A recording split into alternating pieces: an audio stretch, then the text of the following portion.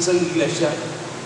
Noong Sunday, nangaroon po si Bishop Roger Halverson patungkol po sa muling pagkabuhay na muli ng ating Panginoon sapagkat yung pong tema ng Kristyanuhan sa buong sanglibutan kung saan pinapangaral ang mga puntos po sa mga bagay na nangyari po sa muling pagkabuhay ng ating Panginoon.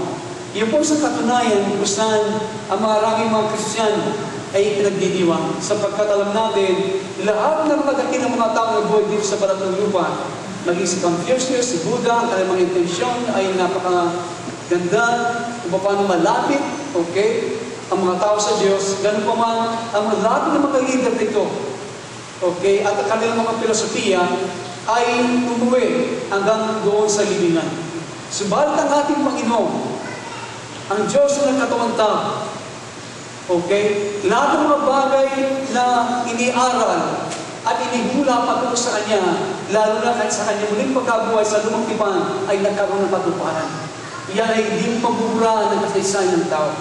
Doon maraming mga marunong mga tao sa buong sanglibutan, lalo sa Amerika, ang mga atheists and so on and so forth, kahit hindi binubura ang kasaysayan ng Amerika, dahil this nation, ang Amerika ay naging godly nation, ang Amerika ay hindi magiging Amerika. Okay? Maliban sa mga tao at mga pilgrims na tinatawag kung saan dinala ang salita ng Diyos at pamamaraan kung paano mamuhay ng isang Kristiyano. Yun ang ugat ng pinanggalingan ng Amerika sa ito naging dakilang bansa. Subalit ngayon, marami ng mga pwersa na binubura ang salitang kahit sa kanilang mga pera, in God we trust. Kaya binubura ang Diyos.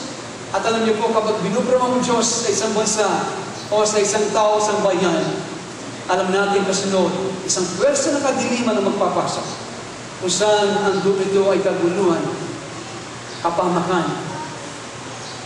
Sa isang sambayan, sa isang bansa, sa isang iglesia, at lalo na sa isang individual. So maging ito, pag-usapan po natin ang ilang mga bagay, ano po nag-stood out? Ano po nangibabaw? Nung nangangaral po si Bishop Roger, patungkol po sa muling pagkabuhay ng ating Panginoon. Siguro kung tatanungin pa yun, no?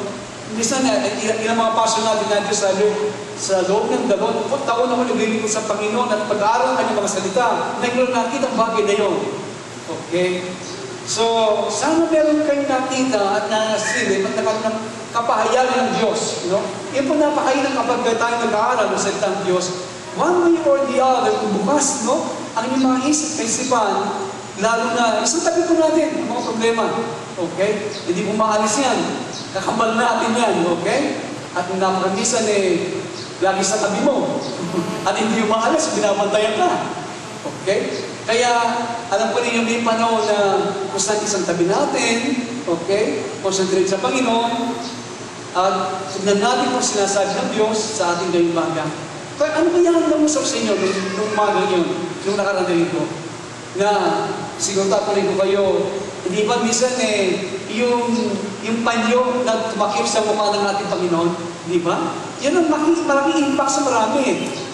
Parang ang Panginoon sa pagmamadali ng mga lagad para sila po dahil sa mga ilang mga oras pagkatapos mamatay ng ating Panginoon, ito ang kapustahan ng Paska, kapustahan kailangan umalis na kagad, ihanda ka ng mga sarili.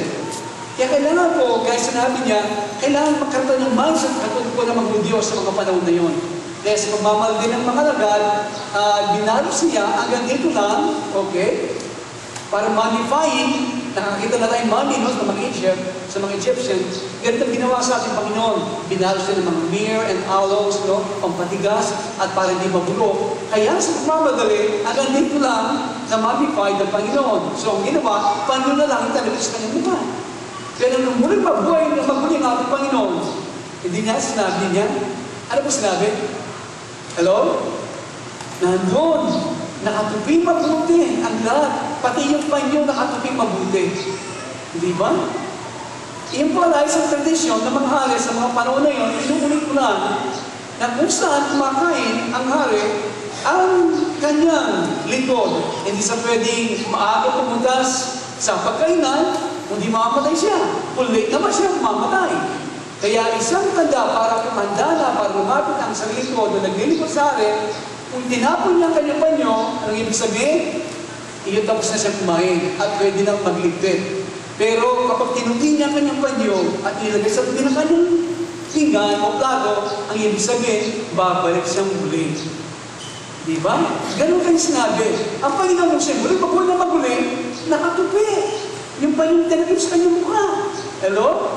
Nakatupi. Ang ibig sabihin, namatay nga ako, ngayon wala na akong silibingan, pero babalik din muli ako. Amen? Kaya yung kaparapahan natin, lahat ng mga bagay na ganito, ay alam po ninyo, may mga ugnayan sa ating mga buhay. Kaya ngayon bumabalik siya sa atin. Okay? At siya ngayon ay kumakapok, siya ngayon ay pinapakita niya sa ating mga buhay na kailangan natin siya sa bawat saglit. Kaya, ngayon po pag-uusapan natin, ano po, ang naging buhay ng mga lagat makatapos po ng muling pagkabuhay. Yan po ang ating silipin. Okay? Yung pagkatapos po ng yung kanilang expectation at mga bagay na nangyari sa Panginoon ay napakatas at bigla unti-unti nagtugay naman. Okay? Kaya silipin natin ang mga buhay ng mga lagat pagkatapos po ng muling pagkabuhay. Amen? At tignan po natin at papantay matuto. Kasi maraming mga Kristyano nabubuhay sa taas. Okay, sa bundok. Gusto naman natin lang sa bundok ng mga kasiyan, hype, so on and so forth. Pero kapag bumaba na ng bundok, sa daily routine ng buhay, iyon po ang matusuko kung anong klase tayo mga Kristyano. Hello? Kaya, tignan po natin. Sa John chapter 21, verses 1 through 22, medyo mahaba po ito. John chapter 21, verses 1 through 22. Marami po, no? Maraming mga talata. Dito lang po Bible drills. Okay? Please paki-flash. Okay? John chapter 21, verses 1 through 22. Okay. So, pasimulan po natin. Let's read in unison. After these things, Jesus shewed himself again to the disciples at the Sea of Tiberias, and on this wise shewed he himself, verse 22, so dito po, nakita ng Panginoon, no?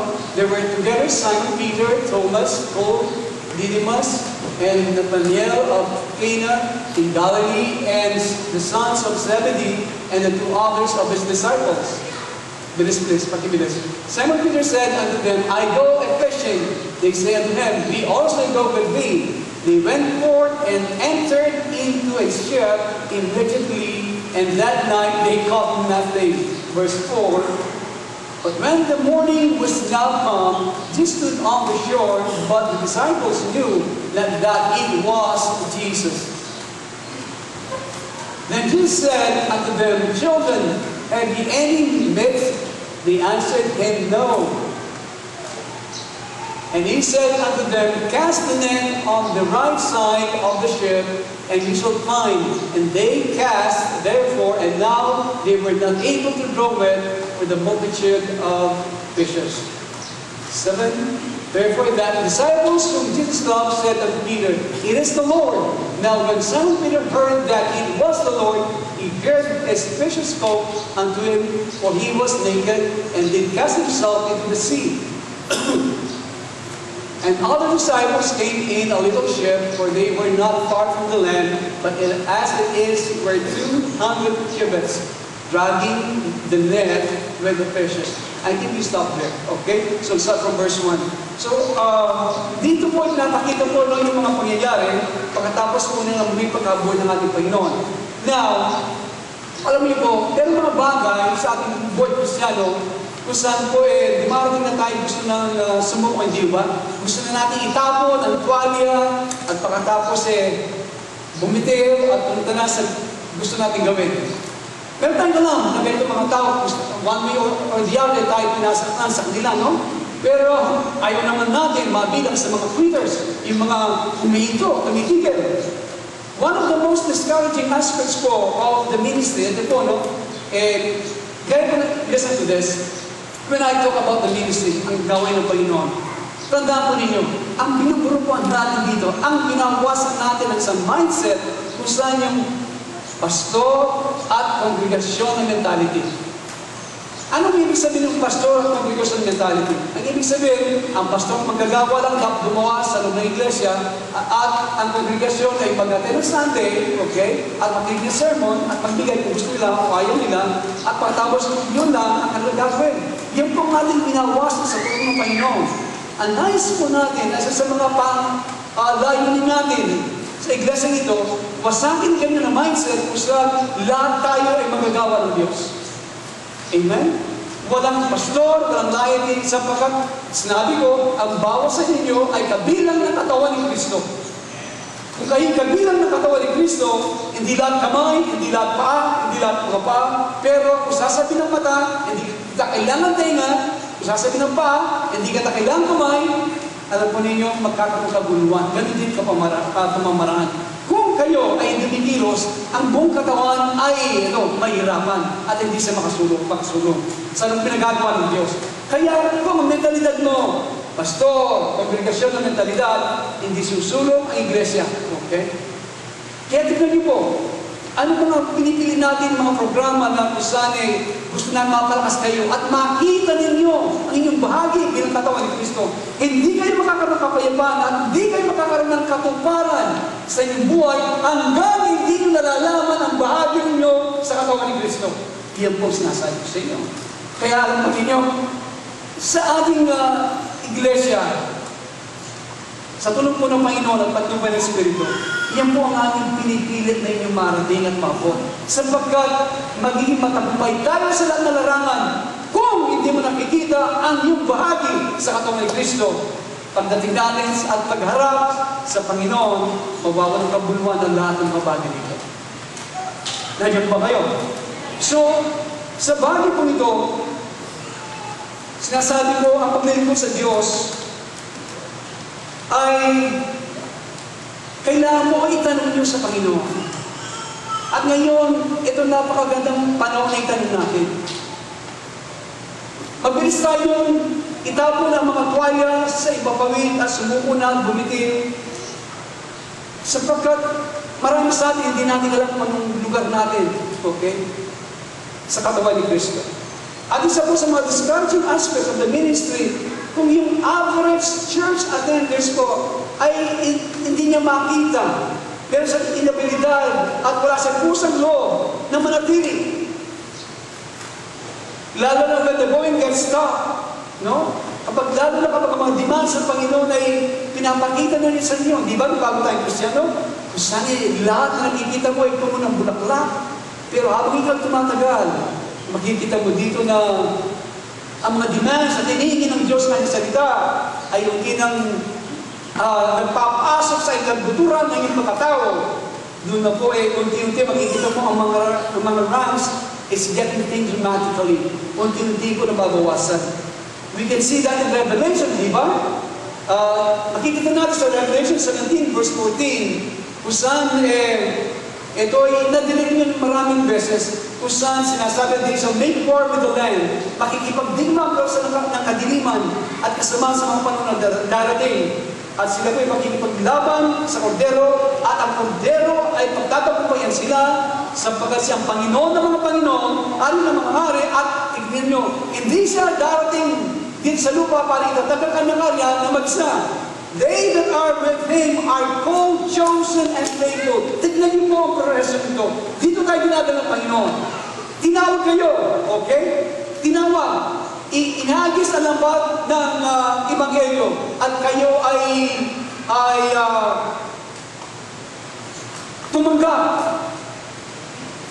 Tinawag kayo lahat, pero hindi po natatapos doon. Iniram din kayo.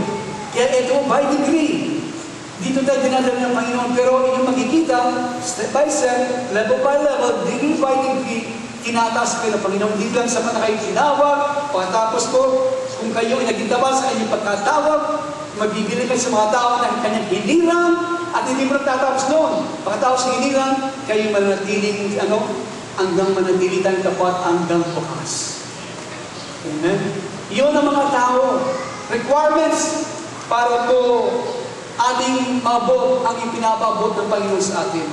Kaya, you may not be aware, okay, baka hindi nyo po napapagtanto, etong tuksong din ito okay, ay kinakaharap ng tao, nasa likuran ng pulpul ito, nagsasalita sa inyo, okay, ang ganito rin tukso na gusto nang huminto. Gusto nang tumigil, itapon ng tuwalya.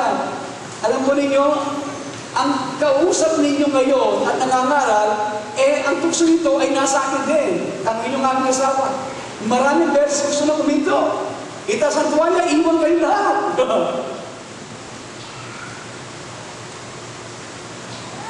At baka meron gusto magpastor dito. Kaya lang, tignan natin mabuti. Ano naman ang naging puso?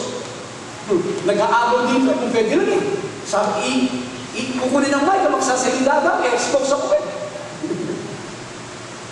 Kaya, alam po ninyo, nakakatuwa. At least mo, no? You may not be aware, men are leaving the ministry at alarming rates today. Marami po ang mga tao ngayon, mga lito ng Diyos. Gusto nang iwan ang gawain ng Panginoon. At least part of the problem is the unreal expectation and pressures po. Sabi po ng isang pastor, no one knows the toil and care I have to bear.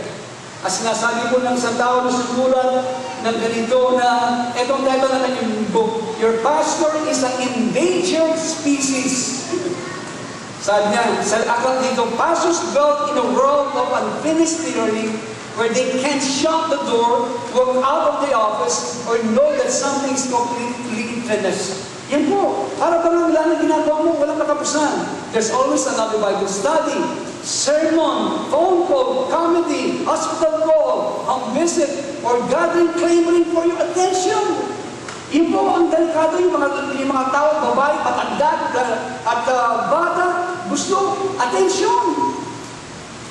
Okay? Gusto sila na lang nasa harapan mo. The pastor is on duty 27 hours a day, 39 days a month, 412 days a year. Meron pong sumunod na ganitong libro, sabi niya, yung Clergy Killers, says that pastors are still expected to produce reassuring sermons, exciting programs, manage the church budget without causing discomfort to anyone but himself. As a result of those pressures and the amount of stress that is faced in the ministry, statistics tells that 50% of ordained ministers across denominational lines are out of the pulpit within 5 years. Salamat, more than 30 years na ako, di pa ako nag-quit. Amen? That indeed 1,500 pastors leave the ministry each and every month in this country. Ito po ang statistic na gumawa ng Focus on the Family, a legitimate institution. Kaya, alam po ninyo, si Pedro ay sa pangalibawa natin dito. Isang tao kung saan gusto na huminto. Okay? Sa Matthew 28 verse 7, dito, pagkatapos kong buhay na maguli ang ating Panginoon, ipinangako niya, okay, sinabi niya, pumunta kayo sa Galilea at natatakbuhin ko kayo doon. Okay, makikita niyo ko doon sa Galilea. At sumagot, ito po sa Matthew 28 verse 5, sabi niya, at sumagot ang anghel at sinabi sa mga babae, huwag kayong mga takot sapagkat nalalaman ko na inyong inahanap si Jesus na itinako sa krus. Verse 6, say mula rito sapagkat siya nagbangon, ayon sa sinabi niya, magsiparito kayo, tignan ninyo, ang dapat kinalalagyan ng Panginoon. At magsiyang kayong madali at sa kanyang mga alagad ay sabihin ninyo, siya ay nagbangon sa mga patay at narito, siya ay mangunguna sa inyo sa Galilee. Sabi na mga angel, siya ay mangunguna sa inyo sa Galilee, doon makikita niyo siya, narito nasabi ko na sa inyo. So, they went to Galilee. So, pumunta po sila sa Galilea at doon naghintay, gaya ng kanyang pinangako ng mga angel. At doon, mangunguna siya sa inyo, sabi, no? Sa mga babae. When some days has passed, dumaan ang maraming mga araw, still Jesus had not shown up to the disciples. Hindi pinakita ng ating Panginoon kanyang mga sarili sa mga alagad, primarily po kay Peter, kaya nangyari po kay Pedro. Ano nangyari kay Pedro? Ang tagal naman, nangako siya, hanggang ngayon wala pa. Ano nangyari? Nawalan siya ng pasensya. Okay, sa paghihintay. So Peter, disappointed in the delay, okay, Na-disappoint siya sa pag-aantala ng Panginoon at pagkatapos po noon, kanya pong ipinayag na siya po ay mangingisda muli. Now, nais kong basta ninyo, wala pong masama, no? Walang masama na siya po ay muling mangisda dahil po yung kanyang profession. Yun ang anak buhay niya, professional siya mangingisda. Kaya lang po, ang problema dito, sabi niya, let's go fishing. Ay mangingisda ako, sabi niya. Yun po ay isang sinyales kung saan po, unti-unti na siya lumalayo sa panawagan ng Diyos sa kanyang buhay. Nandiyan ba kayo? Iyon po ang naging problema. So, dito po, meron tayong mabalay na makikita. So, pagkatapos po ng muling pagkabuhay, pagkatapos po ng trauma ng ipinako ang Panginoon, no? Nakaroon po trauma ang mga lagat, at pagkatapos ng paguluhan ng muling pagkabuhay, dahil hindi nila alam kung totoong buhay ang Panginoon, o nabuhay ng maguliho, hindi. Si Pedro at ang ibang mga lagat, sila po ay pinag-aanahan ng Lord, na-discourage sila, and now, having waited for the Lord to appear, they were impatient. Nagiging sa Panginoon na mahayag ang kanyang sarili, naging impatient po sila. Hindi na makapaghintay. So they began to look back on the good old days of their lives. Para bagang tinignan yung dating buhay nila sa nakaraan. Yung mga bagay na bago dumating yung komplikasyon, okay, na kanilang naranasan, mga problema, tumingin sila, lumingon sa mga panahon at mga araw kung saan ang kanilang routine, alam nila kung ano ang magiging buwan nito, pero sa seguridad na kung ano mangyayari sa susunod nilang gagawin, at meron silang kasiyahan kung paano magpatakbo ng kanilang mga sariling buhay. Binalikan po yan, at patulad ng mga Egyptian, no? Minsan siguro ganun din ang ginagawa natin. Noon ako hindi Kristiyano, okay? Asarap itong nagagawa ko, kontrol ko buhay ko. Okay?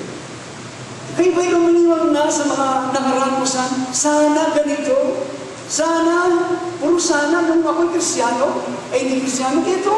Lagi ako dito, nag-enjoy ako. Araw gabi sa Sindis. Lagi ako sa Sindis. Tinignan ko mga kapatid sa Amerika, Pastor, lagi sa Sindian. Sarap kumain sa Sindis, hindi. Sindi, patay, sindi, patay. Yun pala ibig sabihin sa mga kabaret. Hello? So,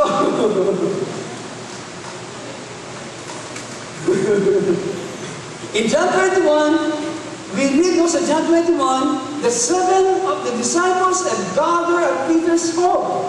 See, pito sa mga alagad, doon nakakatipon sa tahanan ni Pedro sa Kapernaum, naghihintay sa ating Panginoon, at si Pedro, naging impatient siya, as always, declares in verse 3, I'll go fishing. At ito naman, ang mga alagad, they say unto him, we also go with thee. Alam po ninyo, perhaps you are under the impression that you are only believer that can ever feels like quitting whatever you do for the Lord. Baka ngayon kayo sa mga kapatid, no, katulad ni Pedro, anong kularangan? Okay? Anong pinagawa? Alam mo na yung pinagawa ng Panginoon sa inyo, sa inyong pamilya, sa buhay mo. Okay? Dumaan ng maraming komplikasyon katulad ng mga alagad dito. Lalo na sa inyong paghihintay sa Diyos. At gusto nang tapo ng tuwaya, ayaw mo ng Diyos. Okay? Ngayon, pumilit ako na gawin ang gusto mo. Ito ginawa ko pagkatapos, ito ba susukuhin mo sa akin? Ito sinabi mo sa akin? Meron man dumating at panahon ng ating mga buhay, ito po ang inyong nagaman. Alam po ninyo, every preacher and worker I know of faces the Monday morning desire to quit preaching. And some ng mga kongregasyon at sinasabi ko mga pastor nila, maghanap ka na lang isang dissenting hanap buhay. Okay? Natitinig po yan eh.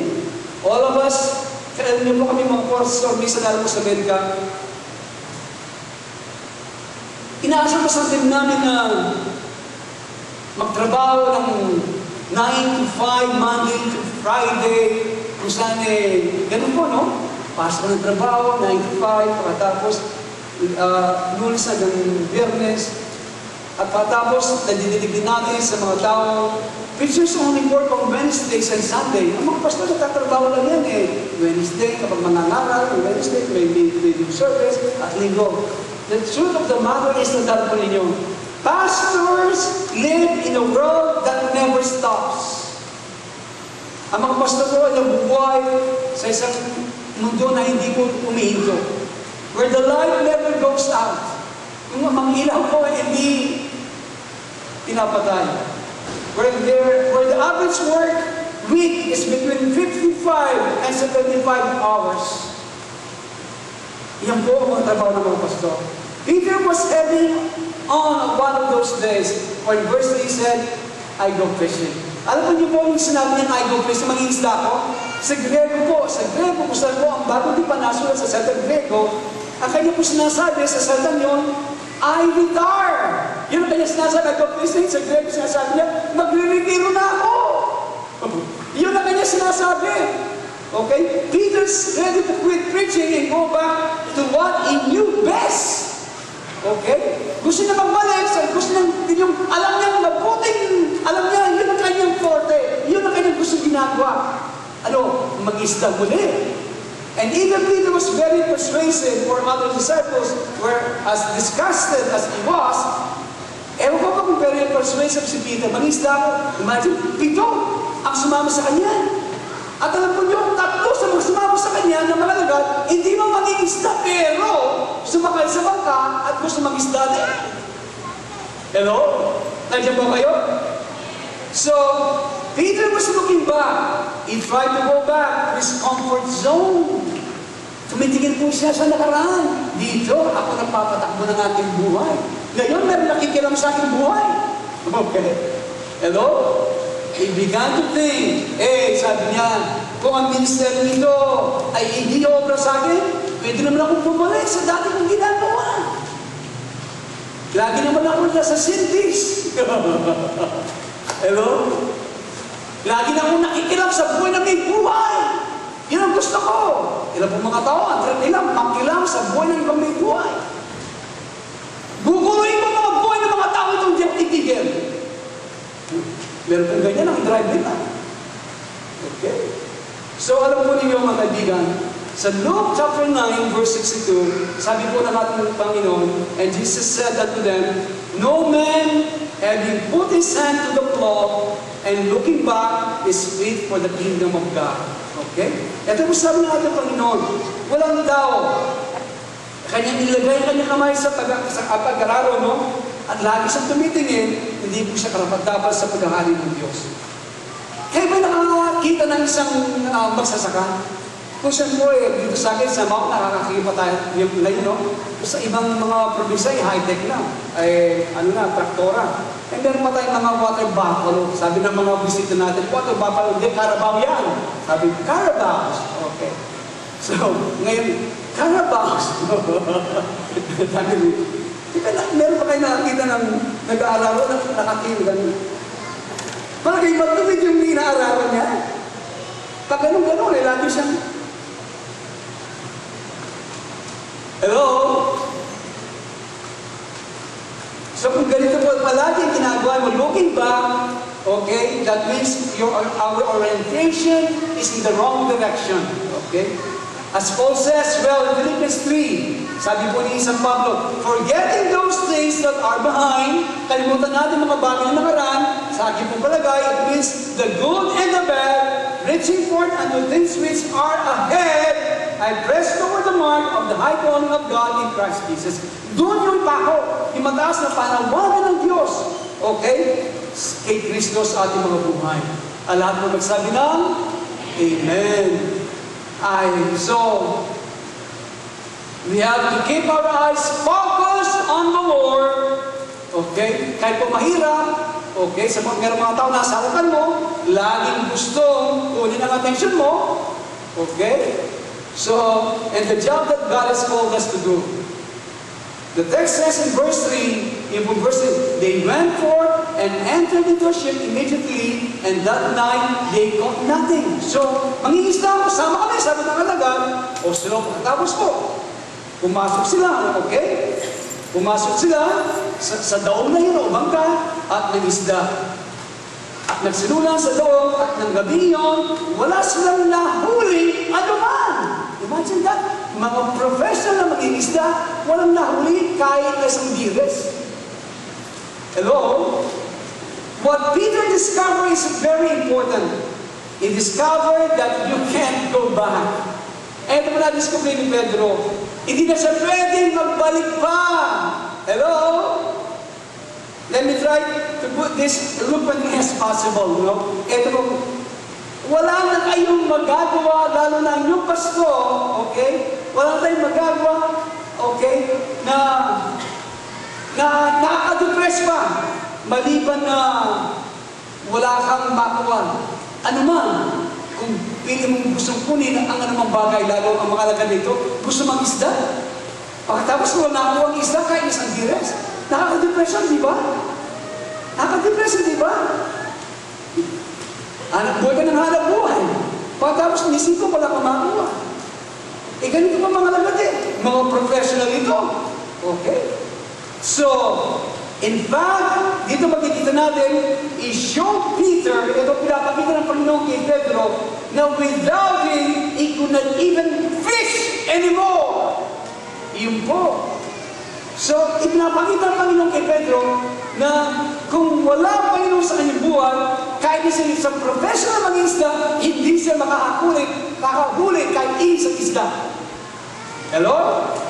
It wasn't until the Lord showed up, hanggang sa panahon na nagpakita ng Panginoon at nagbigay ng specific instruction kung paano mag-isda ang professional na fisherman na ito. Pagkatapos sinunod ang Panginoon, doon siya nakakuha ng isda na higit pa sa kanyang inasa. Amen? Para makagawa natin ang Panginoon. So, the lesson for us is that we cannot go back. We belong to Jesus now, and things will never be the same in your life. Amen? We belong to Jesus now. You cannot go back. Okay? And things will never be the same. Your future with the Lord is full of exciting significance only if you follow Him. Okay? Kung susunod kayo sa Kanya. According to verse 3, Jesus appeared on the beach early the next morning. Okay? So, sa verse 3, ngunit nang magbubukaliwayway na, si Jesus ay tumayo sa baybayin. Nung may spot po ng mga lagad, John identified, sabi niya, ang Panginoon yun. Si Peter, alam naman natin, man of full of action, marami siyang excellency sa kanyang katawan. Okay? Jumps into the water and swims to the shore. When they all have gathered together, Jesus prepares them a breakfast. Ang sarap no? Si Jesus pa nag-prepare ng breakfast. Sino nag-prepare ng breakfast sa inyo? Sister Miriam? Okay. Sino nag-prepare? Kung hindi pa, wala pa kayong breakfast, ito ang salita ng Diyos sa kainin natin. Amen? So, but the thing is, nakita ko sinilip ko lang, parang ano lang po ito, punchline ko lang. Imagine even that small details, no? Alam ng Panginoon.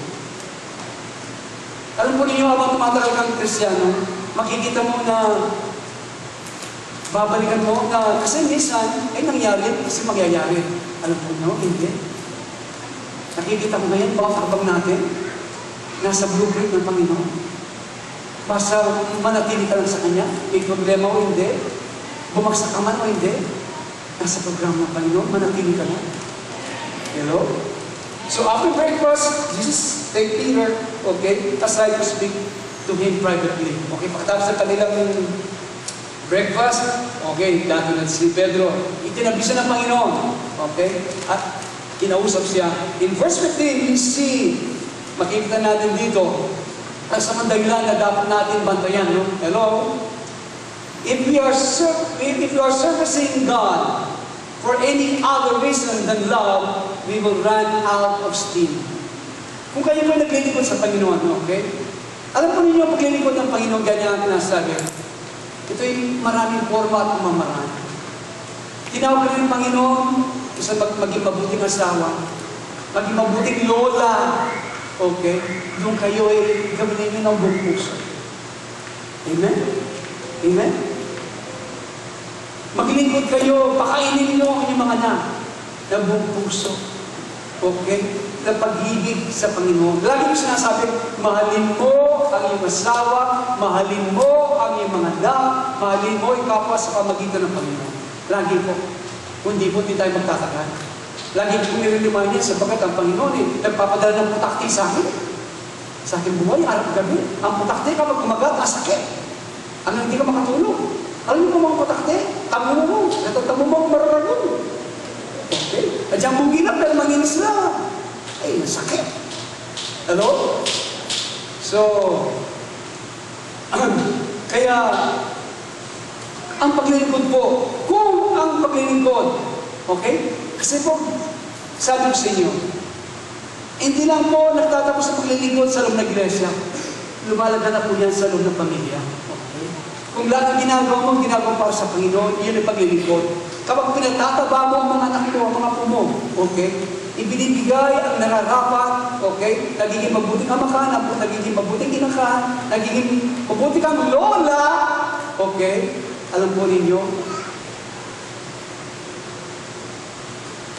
naglilingkod ka sa Panginoon. Amen? So, kung ang paglilingkod mo, hindi bunga ng pag-ibig, mangaral ka man, ibigay mo man ang daliri mo, ibigay mo man ang lahat mo, hindi po kalugod-lugod sa Diyos yan. Bakit po? Pagkikita mo ang paglilingkod mo sa sarili. Amen? Hindi bunga ng pag-ibig sa Diyos. Hello? Kaya dito makikita natin sa verse 15, dito makikita mo, sabi niya, no? Kaya ng mga pawing gutom sila, ay sinabi ni Jesus kay Simon Pedro, Simon, anak ni Juan, iniibig mong baga ako nang higit kesa sa mga ito? Sinabi niya sa kanya, O Panginoon, nalalaman mo na kita iniibig. Sinabi niya sa kanya, pakainin mo ang aking mga kordero.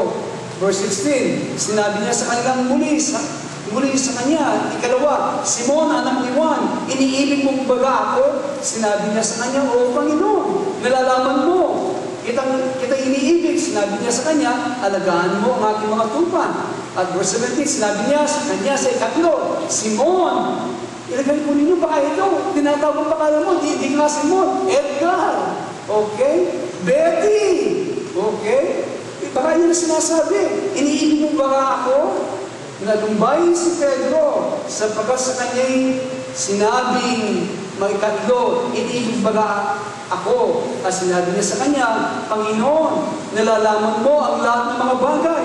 Nalalaman mo na kita iniibig. Sinabi sa kanya ni Jesus, pakainin mo ang aking mga tupa. 3 times! Just ask Peter a question. Alam po ninyo, minsan, ang mga lalaki ayaw yung paulit-ulit Mahal mo ba ako? Diba? Sinabi ko, mahal kita. Mahal mo ba ako?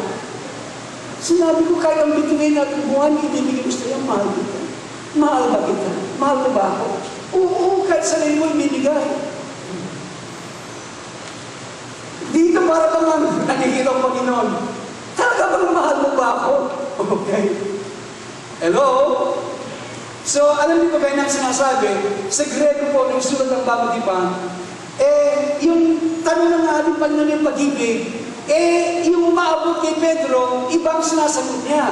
Ang tanong ng Panginoon, na sinasabi niya kay Pedro, mahal mo ba ako? Yung lagi namin nila didiligan, yung agape love. Magbabalik tayo, alam mo niyo, I will remind us again. Kaya kung matagal naman Kristiyan, lagi nila didinig yung agape, filio. Yung agape, yun ang tanong ng Panginoon kay Pedro. Mahal mo ba ako katulad ng pag-ibig ko? Yung sinabi ng Diyos sa John 3:16. Alam mo natin yung John 3:16? For God so loved the world that He gave His only begotten Son. Ganun na lamang ang pag-ibig ng Diyos. Yun ang klaseng pag-ibig na tinatanong ng Diyos kay Pedro. Yung agape. Pedro, do you agape? Ba't ang pag-ibig mo sa akin? Sabi ni Pedro, Pilio, alam mo Panginoon na minamahal kita. Yun ang sagot niya. 3 beses, paulit-ulit. Okay? Hanggang ang Panginoon ko, Siya po hindi ang maabot ni Pedro ang paulit-ulit na tanong ng Panginoon kung ano gustong pag-ibig na maabot ni Pedro. Kaya ang ginawa niya, bumaba sa level ni Pedro, okay? Bumaba sa level ni Pedro at kanyang sinabi, nandiyan ba kayo? Siguro mag-side-step ako, no? Baka tinatanong kayo ng Panginoon. Kaya hindi natin maabot yung agape na pag-ibig natin sa Kanya sapagkat sinasabi natin Filio, yung pag-ibig bunga ng ating laman. Sapagkat siguro, alam niyo po talagang may nakikita ang Panginoon sa atin. Paulit-ulit. And God, talaga pagmahal mo ako. Okay. Kesa dyan sa ginagawa mo, yung mga isda. Okay. Iyan. Kesa mahal mo ba ako dyan? Kesa asawa mo. Alam po kasi ng Panginoon, mamamatay ako kung walang asawa ko.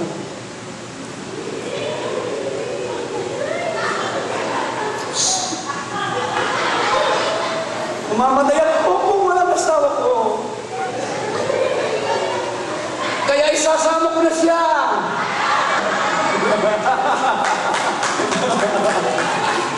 One point. Makanya magulog. Okay. So, kayong mga lalaki, sabihin nyo sa mga asawa ninyo, alam po ninyo, mga lalaki, bago ka alis, mag-overnight tayo. Gusto ko mga babae, mababayin sa ating church, magkaroon ng masaya, kalakasiyan, higit pa sa langit. Hello? Ganon din ang mga babae.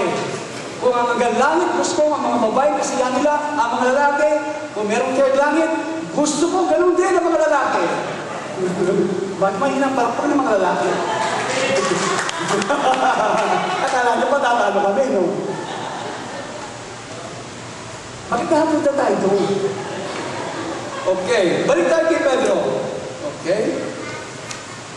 So, bumaba sa level ng Panginoon kay Pedro.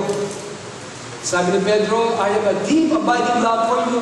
Peter, in fact, sabi niya, Lord, I realize that nothing I could ever do would measure up to the way you love me. But I am not going to quit. Sabi niya, Panginoon, hindi mo maunawan, paulit-ulit mo tinatanong sa akin yan. Hindi ako mag-measure up, hindi ko measure up sa Tagalog. Hindi ko maabot yung pag-ibig na gusto mong ipabot ko, pero doon pa man, hindi ako titigil. Yun ang attitude. Amen. Hanggang maabot ko yan. Hello? Peter came out of retirement para pag sabi niya, hindi na ako magre-retire, hindi na ako mag-ingista. And Jesus declared him fit for the ministry because he did not quit. Amen? Hindi siya tumigil. Now, that he had learned that there's nothing he could do without Jesus, even fishing, he was ready to be used by the Lord. Amen? Yung pong napakahalaga. Doon tayo handang gamitin ng Panginoon kapag sinabi mo, I'm the end of myself. Okay? So, what is really under consideration in these verses is Peter's motivation. Makikita niyo po yung motivation of Peter. When was the last time that you stop and ask yourself, why do you do what you do? Kailan yung huling tinanong niyo mga sarili, what you do, okay, what you do, why you do, what you do. Bakit mo ginagawa ang mga bagay na ginagawa mo ngayon? Bakit? Ano ang motivation mo? Yung po marating katanungan. Yung po napakalaga na hindi mo sagutin. Mamaya, bakit mo ginagawa ang ginagawa mo ngayon? Sa mga anak mo, sa mga pumo, din sa loob ng church. Okay? Bakit? May I be so bold as to say, the minute we quit, we have answered the question of what our motivation was. Kapag sinabi mo, I'll go fishing, mag-retire na ako, iwan ko na yan. Doon makikita mo kung anong klaseng motivation ka at motibo mo sa taglay mo sa puso. Only the pure motive of love for the Lord qualified Peter to care for the ship. Peter evidently learned this lesson well. Sapagkat kung siya tumatanda na, makikita mo sa kanyang mga sulat kung paano po siya natuto. So, alam po ninyo, there's no room for consideration of what is in it for me among servants. Do it for love, or you might as not do it. The third, ito po, no? 10 more minutes. Andiyan po ba kayo? Okay. So, dito po makikita natin sa verse 18, chapter 21, verse 18, katotohanan, sinasabi ko sa inyo, na ikaw ay bata pa, ikaw ay nagbibis, at ikaw ay lumalakad kung saan ang ibig. Ngunit pagtanda mo, iiunag mo ang iyong mga kamay, at bibigkisan ka ng iba, at dadaling ka kung saan hindi mo ibig. Verse 19, kausap po dito si Pedro, no? Ito nga yung sinalita niya, na ipinapaalam kung sa anong kamatayan ang iluluwalhati niya sa Diyos. At sa pagkasalita niya dito, ay sinabi niya sa kanya, sumunod ka sa akin. Verse 20, si Pedro paglingon ay nakita niyang malagad na iniibig ni Jesus na sumusunod. Na sabihin umilig sa kanyang dibdib sa paghapon at nagsabi ang Panginoon, sino ang sa iyo'y magkakanulo? Verse 21, pagkakita nga ni Pedro sa kanya ay nagsabi kay Jesus, Panginoon, at ano ang gagawin ng tao ito? Verse 22, sinabi sa kanya ni Jesus, kung siya'y manatiling hanggang sa ako'y pumarito, ay ano nga sa iyo? Sumunod ka sa akin. Iyon ang sabi ng ating Panginoon. Tandaan niyo, ito po ay ang sequence, no? Yung magpakita ang Panginoon. Pagkatapos ito ay mabuhay na magpuli. So dito, itinabi niya si Pedro, at tinanong si Pedro na 3 beses, okay? Talaga bang minamahal mo ko? At pagkatapos dito sa verse 18 hanggang 20, sinabi dito ng ating Panginoon kung ano pong pamamaraan, paano ibibigay at magbibigay ng kalulatian si Pedro, okay, sa kanyang buhay hanggang siya po ay tumanda. So, alam po ninyo, ang Kristyanismo, take note of this, Christianity is all about having a personal relationship with Christ. Amen? Did you hear that? Ang Kristyanismo po, ito po yung umigo at doon lamang po sa ating personal na kaugnayan sa ating Panginoon. The truth is that when we compare ourselves with others, we either get big head or we get hacked off. Yung po mangyayari. Kapag nagpasimula na tayong iambing, itulad ang ating mga sarili sa iba, ang mangyayari, lalaki ang ulo mo. O mapuputulan ang ulo mo. Paliliwan ko po. Have you ever stopped to consider the dynamics po, no? Yung relationship between Peter and John and Jesus? Tignan po natin ang kaugnayan po ng tatong ito. Peter, John, at saka kailang kaugnayan kay Jesus. Si Pedro po, siyang pinili ng Panginoon para siya magpuna sa mga alagad. Si Juan naman, ito ang alagad kung saan sinasabi sa verse 20 that ito ang alagad ng minamahal ni Jesus. In verse 8, it just tells Peter what the future will hold for him. Sabi niya, verily, verily, I say unto thee, okay, ngayong bata ka, sabi niya, nung ikaw ay bata pa, ikaw ay nagbibis, at ikaw ay lumalakad kung saan mong ibig, ngunit pagtanda mo, iunat mo ang iyong mga kamay, at bibigkasan ka ng iba, at dadalik ka kung saan hindi ibig. Ang ibig sabihin, mabibilang mo siya, okay? At siya ay papatayin, so and so forth. Hindi pinapalam ng Panginoon ang kamatayan na kanya pong ikalulunghati ng Diyos. So, in so doing po, he told Peter that he will live a ripe old age and that he will serve him the remainder of his life. Okay, yung pong sinasabi ng Panginoon. He may indeed fail Jesus in the past, okay? Baka binigo niya ang Panginoon sa nakaraan, but tandaan mo nyo, failure is not fatal. Ang mabigo mong Panginoon na sino man sa nakaraan, hindi mo yung fatal Hindi mo yung napapahamak sa atin. Failure is not an end. Hindi po ito ang katapusan, okay? At ang gana ng lahat, kung mabigo ka, maliban kung ikaw po ay puminto at tumigil. Yun po ang fatal.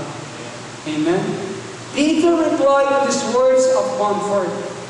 was to turn and look at John as in verse 21. Ito naman ang ginawa ni Pedro. Lord, what shall all these men do? Habang sumusunod sa Panginoon, tinignan niya si Juan, Panginoon, ano naman gagawin ng tao ito? Hello?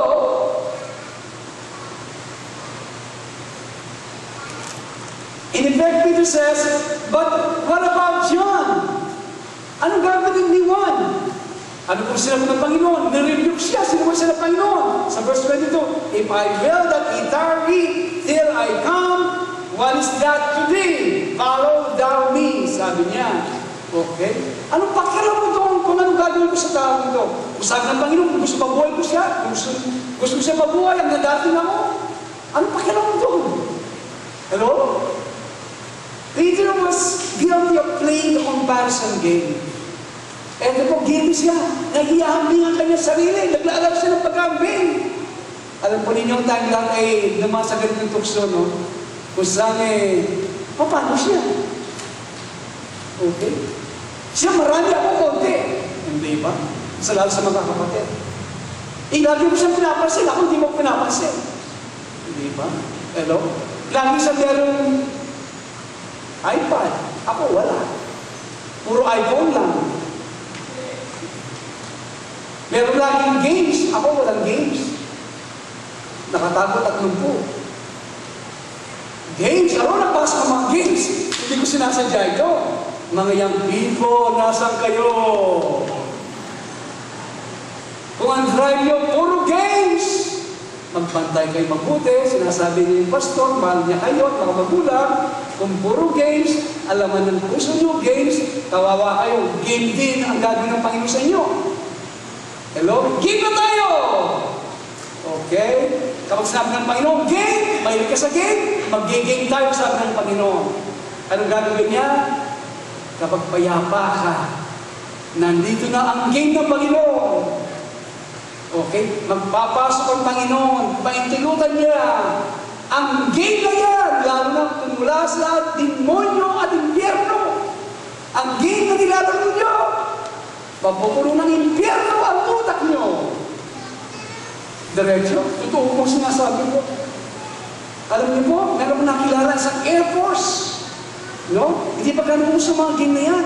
Pero mausay sa computer. Pumunta ng bahay namin. Ito po totoo, no? Bago lumagano ng mga games na yan. Dahil dati sa evangelist, maingin sa Panginoon. Pero genius siya sa computer. Nangaral siya sa bansa. Pero pagkatapos ng aral, pinagbabato siya, tinapon. Alam niyo po, kesa lumakas sa pag-usig, umuwi sa Amerika, nag-invento na sa game ng mga demonyo. Nag-rebelta sa Diyos. Bakit pinabayaan ako ng Diyos? Yan gumawa siya ng game. Puro dragon. At alam niyo mga steps ng mga games niya, papunta sa impyerno at pag-imagsat sa Diyos. Alam po ninyo? Yan ang mga design ng mga games, lalo na mag-violent. Kapag yung mga games na kung saan nakatutok ka na lang, tignan niyo po sa Amerika. Tignan sa mga school, barilan, mga bata. Ang game nila, binabaril ang kapwa estudyante. Hello? Manami kayo. Kayo, hindi ko sinasabi na meron po mga magagandang mga games, no? Binabalansin natin. I know, high-tech generation kayo, ganun pa man balansin ninyo. Basahin mo ng Bible bago mga games. Hello? Bago yung mga iPad natin. Bago yung Facebook natin. Mga nanay, mga tatay, mahilig sa Facebook. Mag-ingat din po kayo. Hindi ko sinasadya, pumasok ito. Ang Panginoon ito. Hello? Ha? Kung natutulog kayo hanggang stress ng umaga sa Facebook, mag-ingat, delikado yan. Lalo na nakaganon kayo. Nakatakip. Namatay. Nabigla kayo. Walang line. Nagbusog kayo. Maya-maya na naman. Facebook na naman. Araw-gabi sa Facebook. Twitter.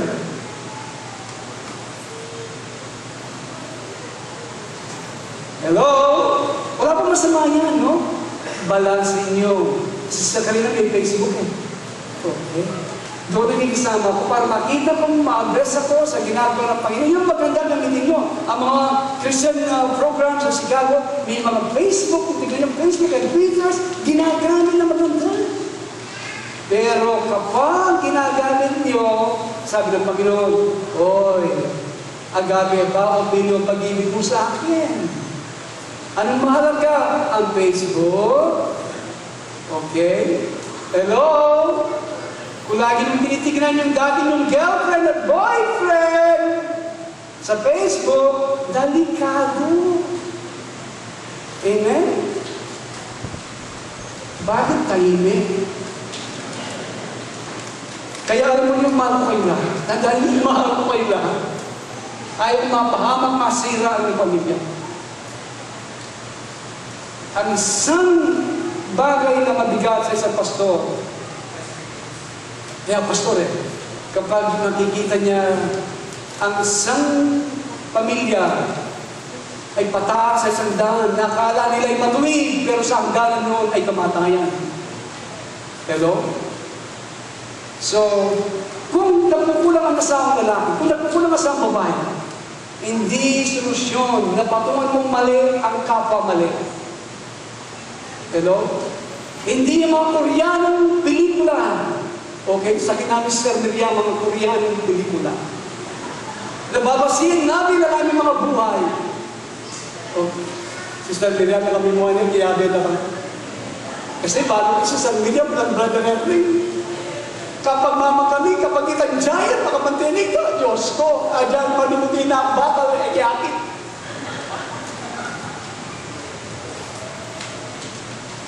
Bakit napunta tayo doon? Hindi ko alam. Ang Panginoon ay nanungusa. Okay? Ang sinasabi mo dito, yung comparison game. Okay? Naglalaro tayo ng comparison. Paano po sila? Nag-enjoy ng Facebook. Nag-enjoy ng giant. Ako nandito. Diba? Nagkahambing. Kaya sabi ni Pablo, sa 2 Corinthians 10:12, sabi niya, tignan niyo, for we dare not make ourselves of the number or compare ourselves with some that commend themselves, but they are measuring themselves by themselves. Inaambing, minimeasure ka ng sarili sa kapwa. Hindi mula po sa Panginoon niya, laging nag-aambing. Siya'y ganito. Alam niyo po, meron mga babae din, minimeasure kapwa babae. Ang suot niya, pula. Titignan ko rin ang mga sapatos ko, pula rin ako. Ang makeup niya, blue. Red naman na sa akin. Ang malalaki naman, ang driver niyo, pag-aambing. Okay? Ang kapitbahay ko, kasi kung minsan mga anak ko na didinig ko, sabi niya, na, meron siyang ganito, ayos sa pataro, bumili ko ng bago. Isang araw pa lang, nakita na meron ganyan, bumili na ng bago na naman. Okay? Parang pataasan. Alam mo nyo, kahit sa Kristiyanismo, pumapasok din yan. Hello? This made the whole matter quite clear to Peter. He said, Peter, I have told you my plans for your life. What I choose to do with John is none of your business. Sabi na ang Panginoon, ipinakita ko na sa iyo, sinabi ko na sa iyo, anong gagawin ko sa iyong buhay. Kaya wala kang pakialam kung anong gagawin ko sa buhay ng tao ito. Maliwanag ba? So, Peter, you have enough to be concerned about in yourself, so do we. Meron ko nang dapat tignan mo sa iyong sarili. Huwag mo nang yambing ang sarili mo sa kapwa. Hello? So, the compelling force in your life must be your love for Jesus. Amen? Don't ask what about Him. The comparison game is always disappointing. Hindi nyo ang napasin. Kapag natuloy ka ng comparison, pag-aambing na laro, laging disappointed ka. Bakit? Kapag, oy, mas marami ko sa'yo, mas mahal ka, lumarating ulo mo, pagkatapos na madi-discourage ka, kung dami mo naman, ay, hindi mo discourage, ang dami na, madi-discourage ka. So, hindi ba? Hello? But most of all, don't quit, for in so doing, you'll miss finding out what God's best for your life.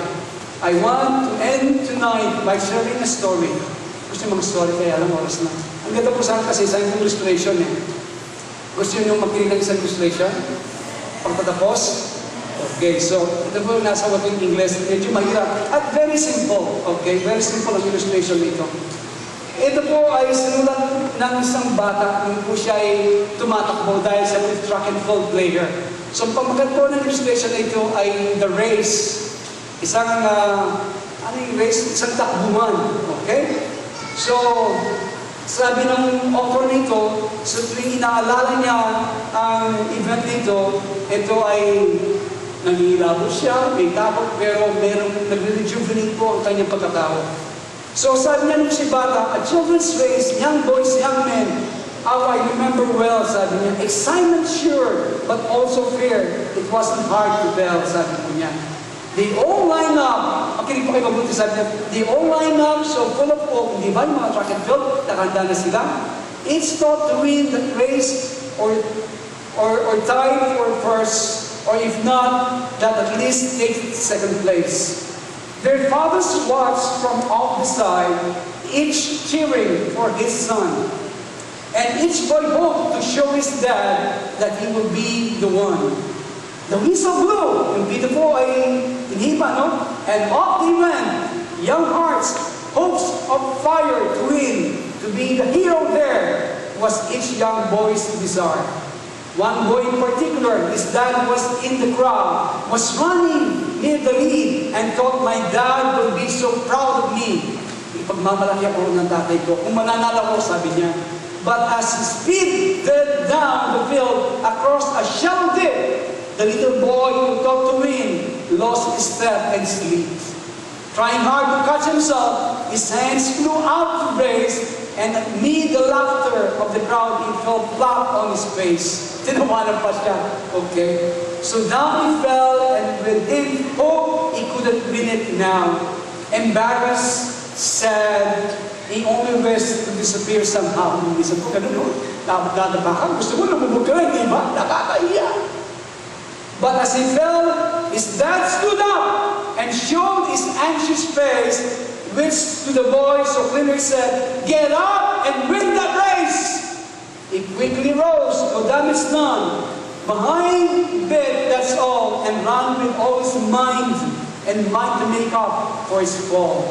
So anxious to restore himself, to catch up, and to win his mind, went faster than his legs. Ganun po tayo, no? Mas mabilis ang ating pag-isip kaya sa ating katawan. He slipped and fell again. He wished that he had quit before with one disgrace. I'm hopeless as a runner now. I shouldn't try to race, sabi po ng bata. But in the laughing crowd, he searched. In the laughing crowd, tumatawa, no? Madla. Inhanap niya to find his father's face. That steady look that said again, "Get up and win that race." So he jumped up to try again. 10 yards behind the last. 10 yards mo, napakalayo no, no? If I'm going to gain those yards, he thought, I've got to run real fast. Exceeding everything he had, he regained 8 or 10, but trying so hard to catch the lead, he slipped and fell again. Nadapa na lang po siya. Defeats! He lay there silently, a tear dropped from his eye. There's no sense running, sabi niya, anymore. 3 strikes, I'm out. Why try, sabi niya, bakit pa ako pupunyagin? The will to rise had disappeared. All hope had fled away. So far behind, so error-prone, closer all the way. I've lost. So what's the use, he thought. I live with my disgrace. But then he thought about his dad. Inisip niya kanyang ama, who soon he have to face. Get up and echo sounded low. Get up and take your place. You were not meant for failure here. Get up and win that race. With borrowed will. Get up, it says, you haven't lost at all, for winning is not more than this. To rise each time you fall. Amen? You rise each time you fall. So, he rose to run once more. 3 times pa siya, bumagsak. Tumayo muli. With a new commit he resolved that win or lose, at least he wouldn't quit. So far behind the others now, the most he had ever been, still he gave it all he had and ran as though to win. 3 times he had fallen, stumbling. 3 times he rose again. Too far behind to hope to win. He still ran to the end. They cheered, okay? The winning runner as he crossed the first place, and high and proud and happy, no falling, no disgrace. But when the fallen youngsters crossed the line, last place, the crowd gave him the greater cheer for finishing the race. Amen? And even though he came in last, with head bowed down, and proud, you would have thought he would have won the race. To listen to the crowd. And to his dad, he said, ito sabi sa kanyang tatay, I didn't do so well. To me, sabi ng mama, to me, you won, his father said. Para sa akin, ikaw ay nanalo. You rose, it's time you fell. Iyon ang sinabi ng mama. Para sa akin, ikaw ay nanalo. Sapagkat sa tuwing babagsak ka, ikaw ay tumatayo. Amen? And now when things seem dark and hard and difficult to face, the memory of that little boy helps me in my own race. Amen? For all of life is like that race, with ups and downs and all. And all you have to do to win is rise each time you fall. Quit! Give up, you've been beaten, they still shout in my face, but another voice within says, get up and win that race. Amen? So in conclusion, we may know not exactly what God has planned for our lives now. Hindi po natin alam. But you can bet that you will not want to miss it, okay? We will never know what His best was if we quit. Let me close with the words of the Apostle Paul found in 1 Corinthians 15:57-58. Ito sabi niya, dadawat salamat sa Diyos na nagbibigay sa akin ng pagtatagumpay sa pamagitan ng ating Panginoong Jesucristo. Kaya nga mga kapatid, itong binili sa Pablo, kung minamahal, kayo'y magsitatag. Huwag makilos na laging sumasagana sa gawa ng Panginoon. Yamang nalalaman ninyo na hindi walang kabunuhan ang inyong gawa sa Diyos. Amen? Sabi niya, therefore, my beloved brethren, be steadfast, unmovable, always abounding in the work of the Lord, for as much as you know that your labor is not in vain in the Lord. Ang lahat ng sasabi, Amen and Amen. Let's all stand up, please.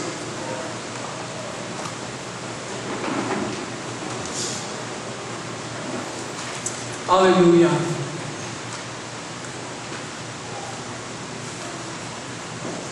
Ano po kaya ang pinahayag ng Panginoon sa ating daigmata? Are we ready to quit? If we will quit, kung tayo hihinto, tatapon natin ang tuwalya diyan sa ipapawid o sa ere, we will not know what God has stored for your life and for your family as well. Ano mang larangan kung saan kayo nilagay ng Panginoon? Kung siya'y kasama mo doon, nag-iibig ka sa Panginoon, sa gaway na yun, nag-iibig ko sa Panginoon, sa araw-araw ng iyong buhay, kahit sa pag-aalaga sa mga bata, kung kasama ang Panginoon, yun ay paglilingkod. Hanapin mo ang iyong kaloob sa Diyos para ito magamit. Hanggang hindi mo nakikita ang kaloob na yan, hindi ka magkakaroon ng katuparan sa iyong buhay. Kaya, huwag kang tumigil. Covet the best gift, sabi ng ating Panginoon. Ang kinig mo, ang pinakatakil ang kaloob na dulot ng Espiritu. Nasa iyo, naghihintay ang Diyos na humingi ka sa Kanya para maganap mo at magawa mo ang bahagi mo sa katawan ni Kristo. Hindi ka tinawag para maging professional na mangingisda, maging professional na ganito. Baka yun ang career, pero hindi na panawagan ng Diyos sa iyo. Ang panawagan ng Diyos ay maging bahagi sa kanya ng katawan mo at gampanin mo kung ikaw ay kamay, kung ikaw ay paa. Gawin mo para lumusog ang katawan ni Kristo.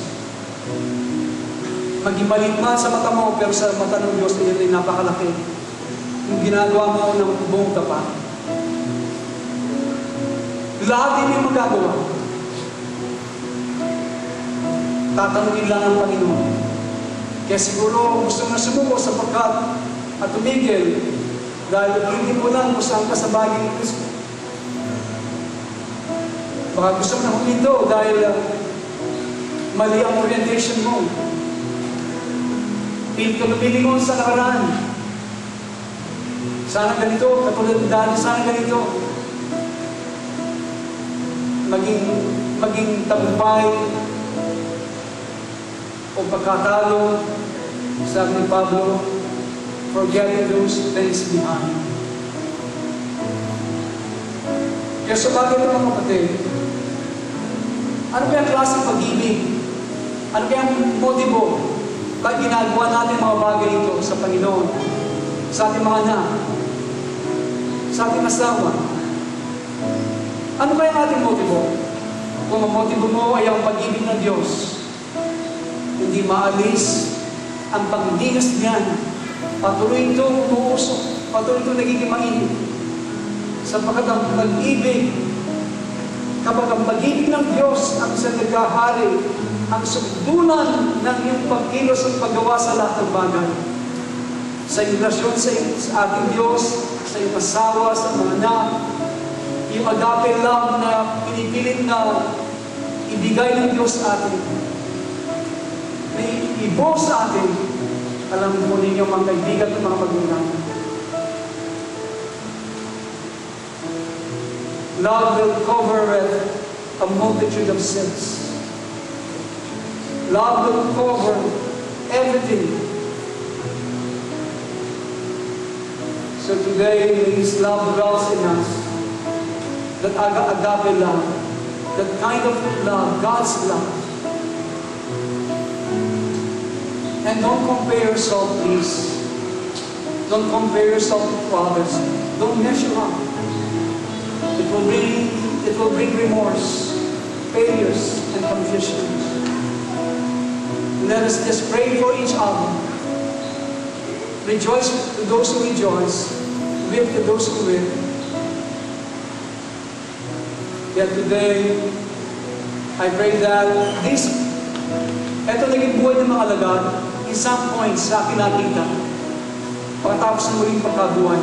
Kapag nag-fade na ang mga exciting days, pumapasok na ang mga bagay na inihanda ng Diyos sa atin, will you remain faithful? Ikaw ay dapat manatiling tapat. Kahit hindi natin naunawan. Kahit na minsan nasasabi natin, ayaw ko na.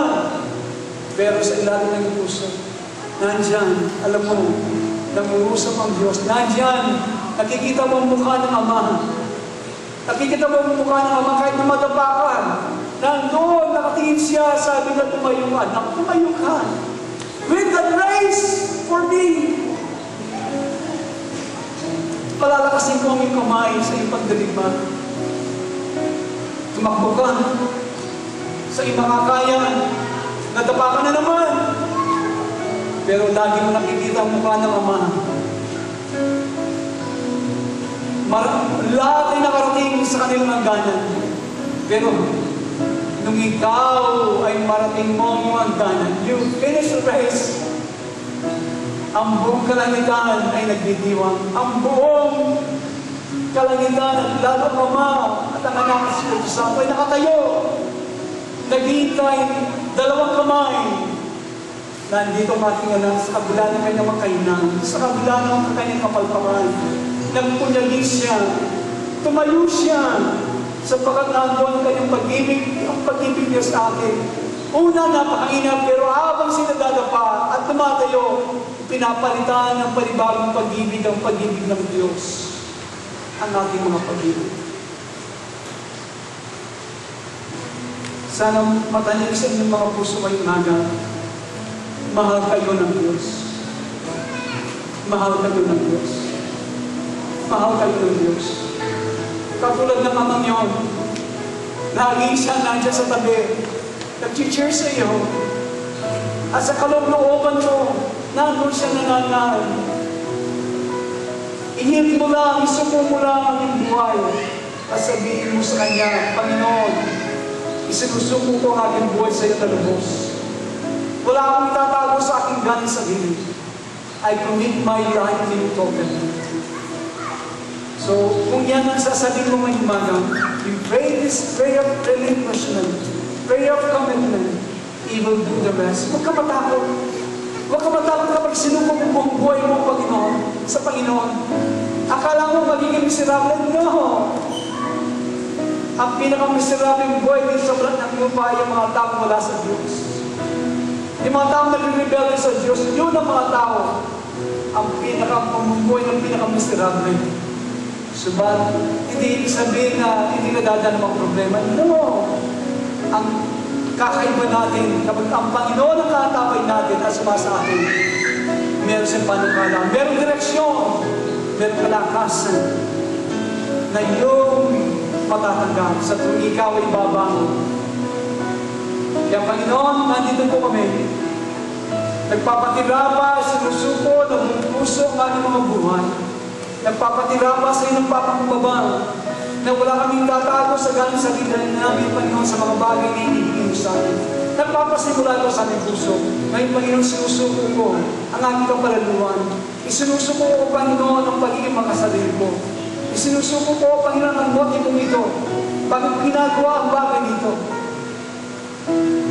Tulungan mo ko, Panginoon, na tigilan na ang paghahambing. Tulungan mo ko, Panginoon, na gawin mo lang yung tinakda mo para sa akin. Magiging kontento ako sa iyo lamang, Panginoon. Ipatong mo yung kumain sa iyong mga anak. Ipatong mo, Panginoon. At ibuhos mo yung masaganang pagpapala sa kanilang mga buhay. Panginoon, Panginoon, nakita ko ito at naranasan. Ang sinit ng araw at ang patak ng ulan ay ilagana at masagana sa lahat ng mga tao. Maging mananampalataya o hindi. Ano pa kaya yung mga tao tumatangkil at tumataw sa iyong Ama? Hindi mo ipagkakait na anumang bagay, Panginoon Diyos. Kaya salamat po, Panginoon. Salamat, Panginoon.